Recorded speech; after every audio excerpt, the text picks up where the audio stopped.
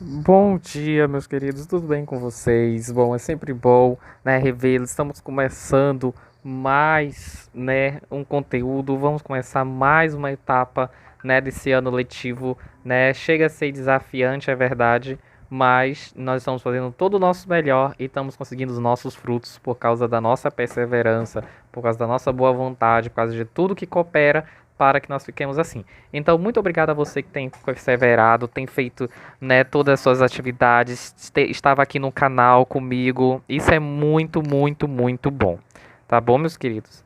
E aí, né, já aproveitando então, eu gostaria, né, de iniciar um novo assunto que é sobre um país misterioso, digamos assim, né? Um país que nós ouvimos muito falar, mas a gente não conhece muito. A gente, justamente por ser um país muito distante, né? Então a gente não consegue conceber muitas coisas daquele lugar, que seria a China. Olha que legal, né?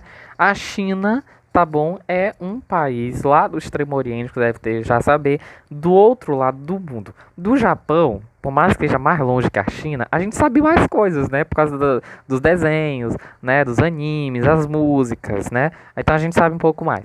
Mas a China não, né? Mas a China não deixa de ter uma riqueza interessante que eu quero que você entenda a partir de agora, né? A China dos séculos 10 ao 17. Bom, gente, vamos simplificar aqui. A China, né, ela vive nessa fase de idade moderna como a Europa está vivendo. Vamos ver que estamos então nesse tempo, tá bom? De século, final de Idade Média para a Idade Moderna. Acontece que a China já era muito mais avançada em agricultura, em técnicas de produção, em cidade, depois em tecnologia, em sistema de cultura, que é muito maior, tá, do que o europeu. Então isso já chama bastante mesmo a atenção. Segunda coisa que eu quero que vocês percebam é que a China, vou colocar meu microfone aqui porque eu não gosto de ficar segurando isso muito tempo. E olha como fica engraçado com essa coisa chamada microfone.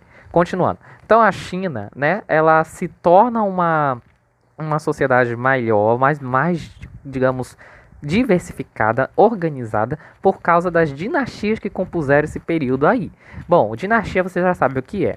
Então, a China, ela viveu do final da Idade Média para a Idade Moderna, três dinastias muito importantes, que foi a dinastia Tang, a Song, a Yuan e, desculpa, também tem a Ming, mas assim, as três últimas fazem parte da Idade Moderna.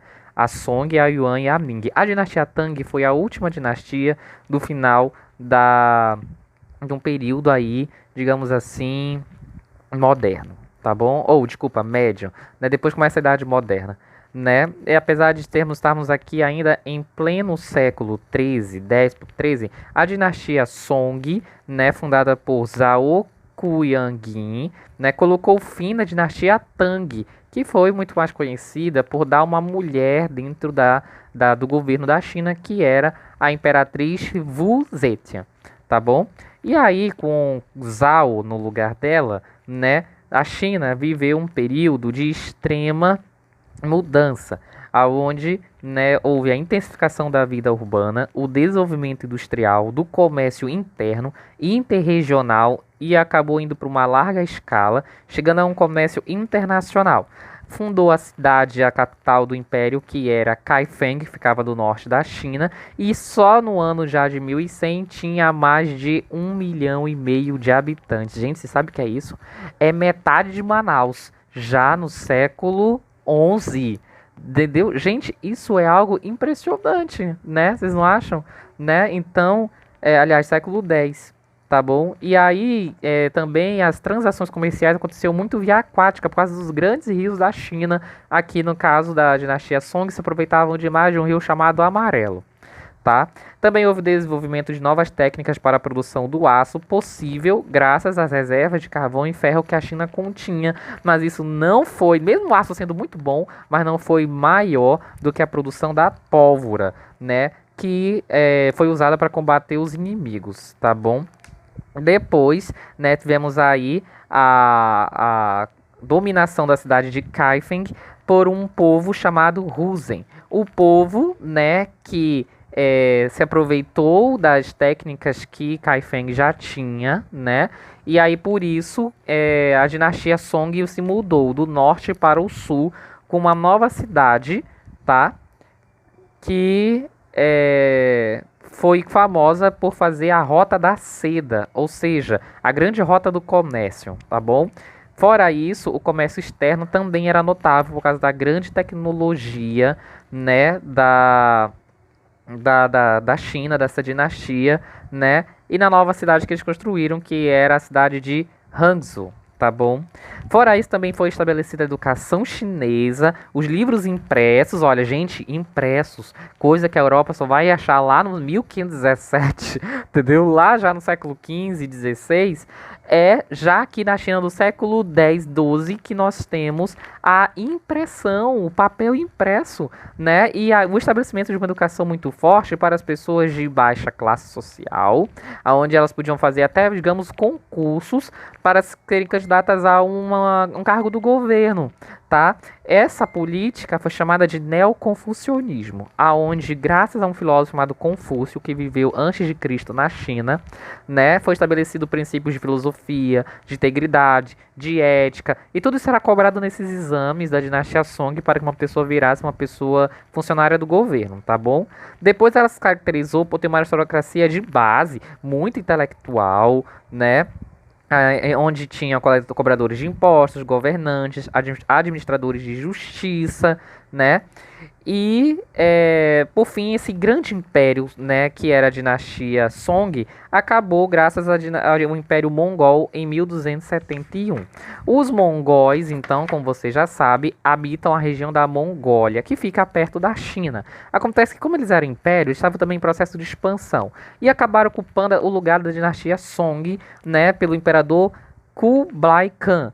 E aí começa a outra dinastia chamada Yuan, tá? Em Yuan, nós temos aqui também os mongóis como marcados pelo complexo aparato militar, fundamentado na profissionalização do exército. Desde cedo, os hábitos, a criação das pessoas, dos meninos, eram orientados para a guerra, ao contrário do que acontecia nas outras dinastias chinesas até então, né? Depois houve mais uma expansão, né, aí que persistiu até 1279, né? Diferente da dinastia passada, a dinastia Yuan também era conhecida por suas diversas religiões, incluindo o cristianismo e o islamismo lá, né? Se você não sabe, quando os portugueses já chegavam lá na China, lá no século XV, né? Já que estamos aqui já depois, aliás, desculpa, ainda lá no século XIII, aqui já no século XIII, nós temos cristãos na China, né? E o Império Mongol aceitou os cristãos, inclusive a família desse imperador,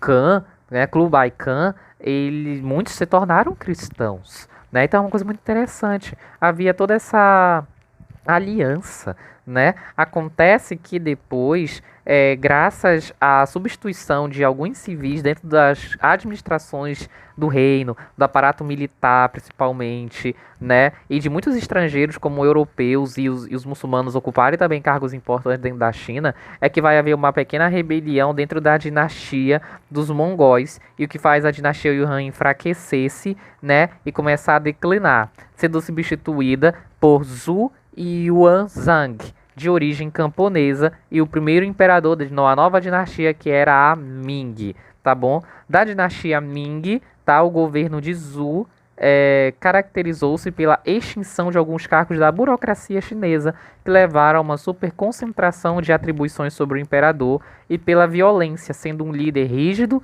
e adepto de punições severas, como a decapitação e os espancamentos. Há quem diga, então, que os cristãos também foram muito vítimas dessas situações, já que ele quis acabar com uma tradição estabelecida antes, tá bom? Também houve uma modificação no sistema de coleta de impostos, onde os imperadores adotaram uma baixa arrecadação. Por exemplo, os camponeses deviam pagar cerca de 10% do imposto sobre produtos agrícolas, o que é considerado uma arrecadação pouco onerosa. Porém, isso desencadeou alguns problemas, na medida em que o governo imperial passou a não ter recursos suficientes para, por exemplo, sustentar o seu exército. Então, nos séculos que seguiram a dinastia Ming esteve no poder, o comércio havia se iniciado, tanto via terrestre quanto via marítima. Alguns defendiam isso como uma ameaça à ordem interna da China. E esse dilema acompanharia a dinastia seguinte, que era a dinastia Qing, de origem Manchu, na porção leste chinesa, que, com a dinastia Ming enfraquecida, tomaria o poder no início do século XVII. tá bom? E aí, depois a gente vai ver direitinho como funcionou aí.